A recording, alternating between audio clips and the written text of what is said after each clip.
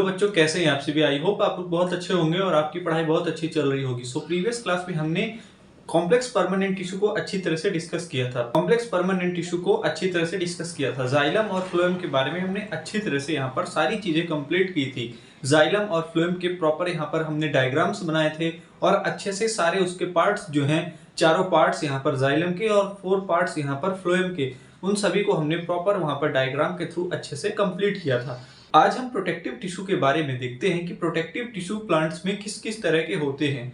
तो यहाँ पर हम मेनली एपिडर्मिस और कॉर्क, तो यहाँ पर हम प्रोटेक्टिव टिश्यू के बारे में देखते हैं कि प्लांट्स में किस किस तरह के प्रोटेक्टिव टिश्यू प्रेजेंट होते हैं। तो हम यहाँ पर सबसे पहले देखेंगे एपिडर्मिस और फिर हम देखेंगे सेकेंड यहाँ पर प्रोटेक्टिव टिश्यू जिसे हम बोलते हैं कॉर्क। तो सबसे पहले हम एपिडर्मिस को देखते हैं। तो एपिडर्मिस का मतलब हुआ कि ऐसी डर्मिस जो अपर पार्ट में प्रेजेंट हो, उसे हम बोलेंगे एपिडर्मिस। तो एपी का मतलब हो गया अपर। अगर आप इस तरह से पढ़ेंगे तो आपको काफी ज्यादा हेल्प मिलेगी। और डर्मिस का मतलब हुआ कि स्किन, स्किन या फिर आप बोल सकते हैं कवरिंग।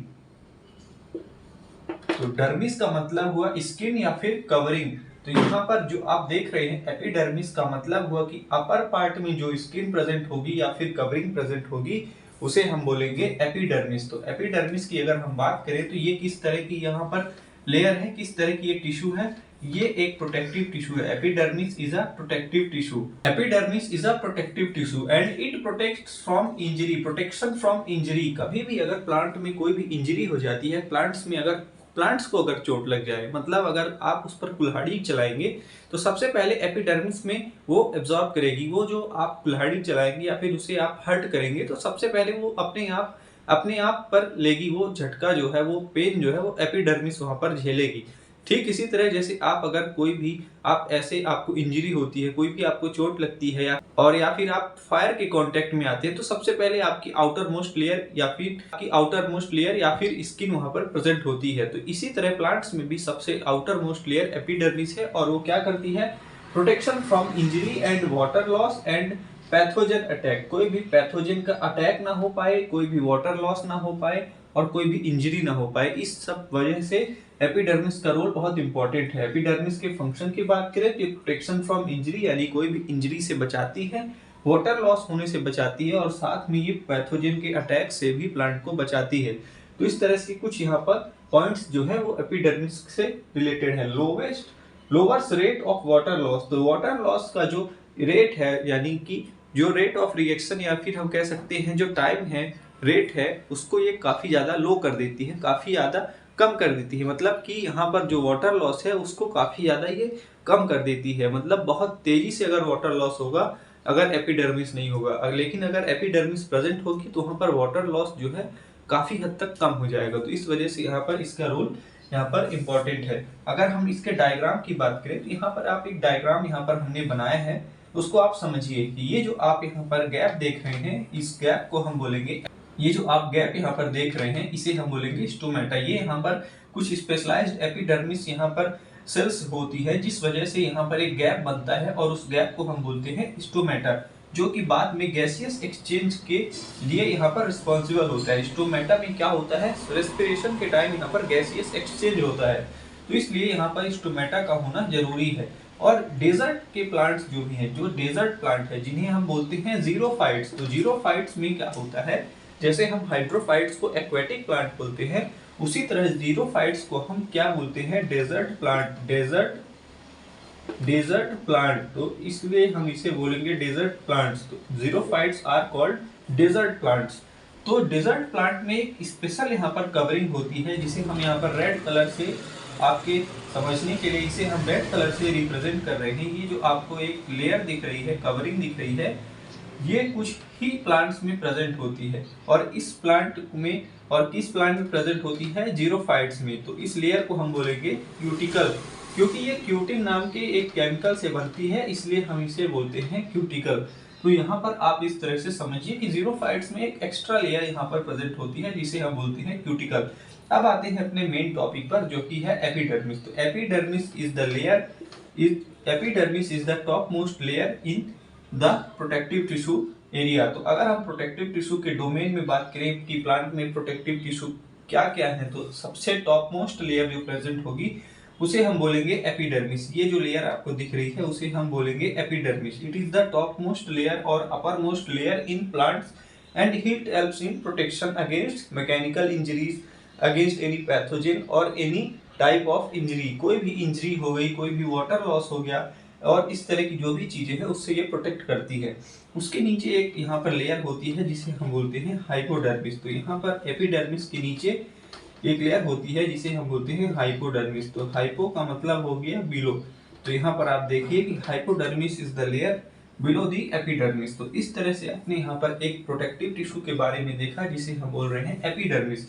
एपिडर्मिस में यहाँ पर कुछ रूट्स में यहाँ पर सेल्स होते हैं जिसे हम बोलते हैं रूट एपिडर्मल सेल्स। तो रूट एपिडर्मल सेल्स में क्या होता है, ये सरफेस एरिया को बढ़ा देते हैं जिस वजह से एब्जॉर्प्शन जो है वो ज्यादा हो पाता है। Absorption by increased surface area.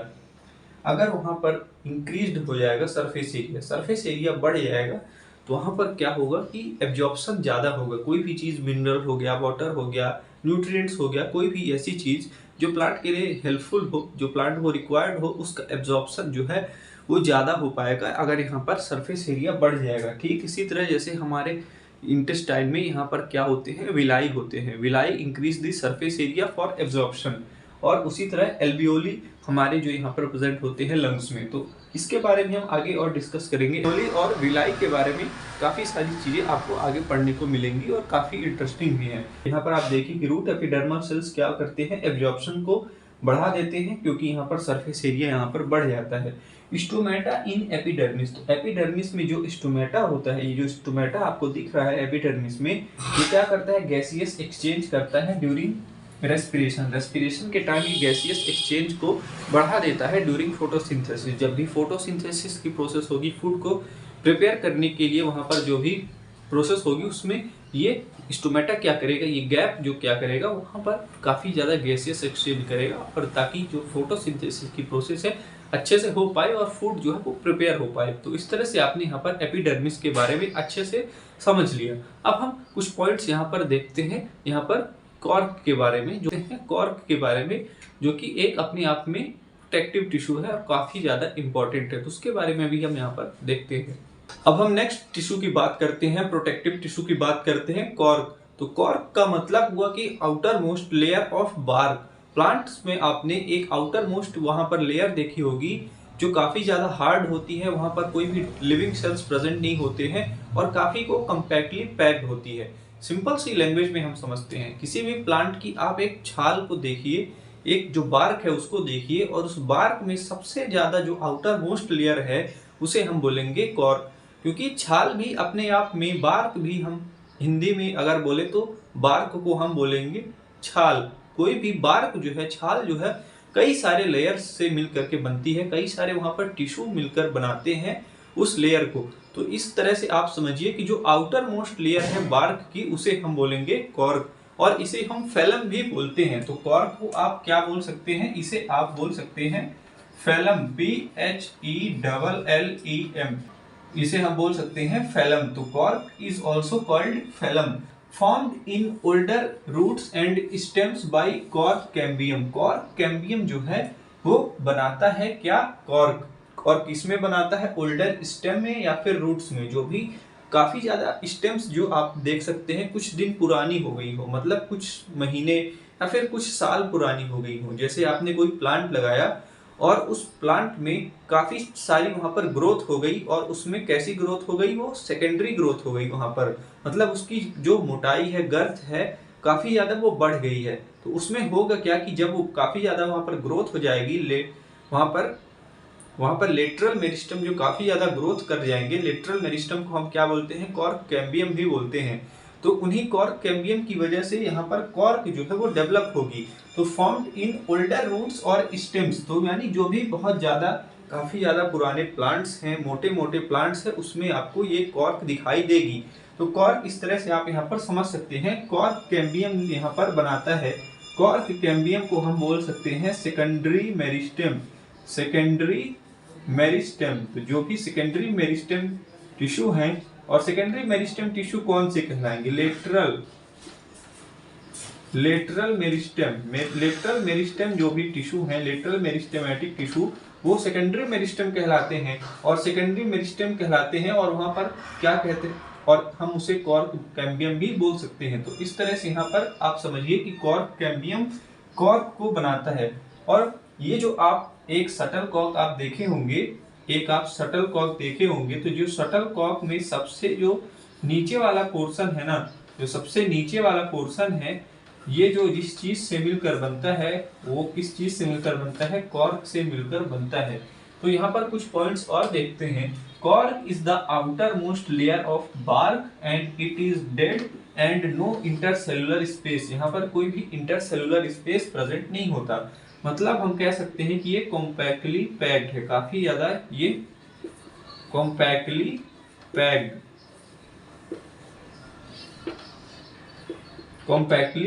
तो इंटरसेलुलर स्पेस नहीं है, कोई भी यहाँ पर सेल्स के बीच में स्पेस नहीं है, जिस वजह से हम इसे बोल सकते हैं कॉम्पैक्टली पैक्ड। और साथ में क्या प्रोवाइड करती है, ये लाइटनेस प्रोवाइड करती है। किसी भी प्लांट में ये एक प्रोटेक्टिव कवरिंग है, और साथ में काफी ज्यादा ये हल्की होती है। अगर आप शटल कॉक की बात करें तो उसमें जो कॉर्क वहां पर प्रेजेंट होती है वो काफी ज्यादा हल्की होती है।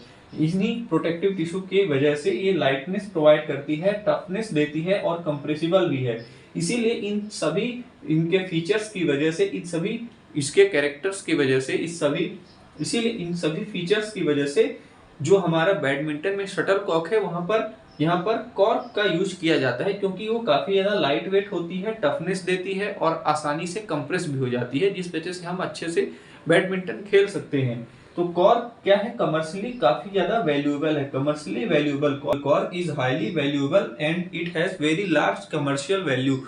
इसमें बहुत ज्यादा इसकी कमर्शियल वैल्यू है। तो इस तरह से आप समझिए कि कॉर्क काफी यहाँ पर इंपॉर्टेंट है, क्योंकि ये loss of water and mechanical injury को स्टॉप करता है। वाटर लॉस जो है प्लांट्स में, अगर सोचिए कि कोई भी आउटर प्रोटेक्टिव स्किन नहीं होगी प्लांट्स में, तो वहां पर क्या होगा, वाटर लॉस बहुत तेजी से होगा, जिस वजह से प्लांट्स जो है वो सरवाइव नहीं कर पाए। तो वहां पर वाटर लॉस को प्रिवेंट करने के लिए और साथ में मैकेनिकल इंजरी को स्टॉप करने के लिए, कोई भी वहां पर इंजरी ना हो, प्लांट को कोई भी चोट ना लगे, उसको बचाने के लिए यहाँ पर एक प्रोटेक्टिव टिश्यू होता है जिसे हम बोलते हैं कॉर्क।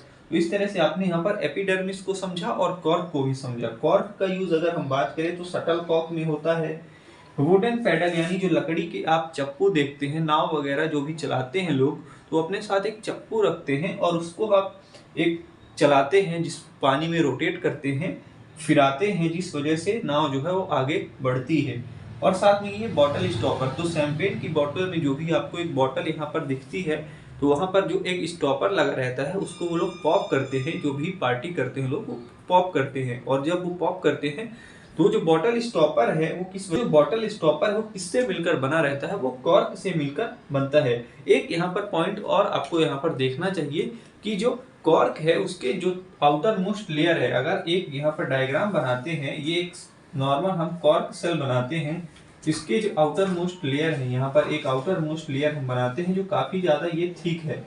तो यहाँ पर किस चीज से मिलकर ये बनती है, यहाँ पर ये सुबेरिन नाम एक केमिकल से बनती है। यहाँ पर आप देख सकते हैं, इसको हम बोल सकते हैं यहाँ पर सुबेरिन यहाँ पर प्रेजेंट रहता है। सुबेरिन एक तरह का केमिकल कंपाउंड यहाँ पर प्रेजेंट रहता है।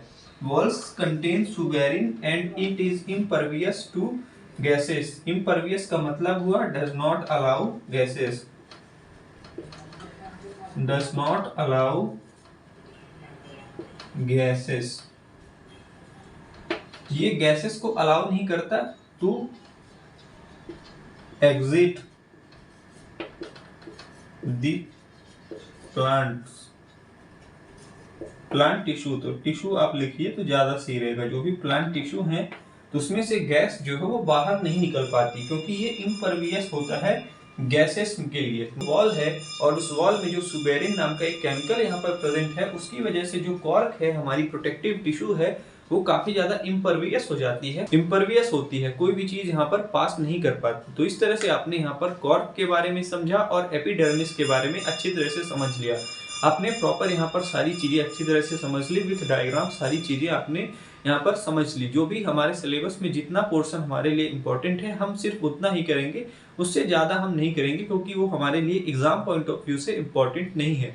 सो इसी तरह आप अपना सपोर्ट बनाए रखिए। अगर आप चैनल पर पहली बार हैं तो चैनल को सब्सक्राइब कीजिए, इस वीडियो को लाइक कीजिए। नेक्स्ट वीडियो में हम एनिमल टिश्यू स्टार्ट करेंगे। एनिमल टिश्यू में हम कई तरह के वहां पर टिश्यू देखेंगे, जैसे एपिथेलियल टिश्यू, मस्कुलर टिश्यू और नर्वस टिश्यू और साथ में कनेक्टिव टिश्यू। सभी तरह के यहाँ पर हम टिश्यू की बात करेंगे विथ डायग्राम, और सारी चीजें हम प्रॉपर सीक्वेंस में पढ़ते चले जाएंगे। तो इस वीडियो को आप लोग शेयर कीजिए, अपने जो भी क्लासमेट्स हैं उनके साथ शेयर कीजिए। और अगर आप कोई भी पेरेंट्स है तो इस वीडियो को आप अपने बच्चों को जरूर दिखाइए, ताकि उनका जो इंटरेस्ट है वो और ज्यादा स्टडीज में बना रहे।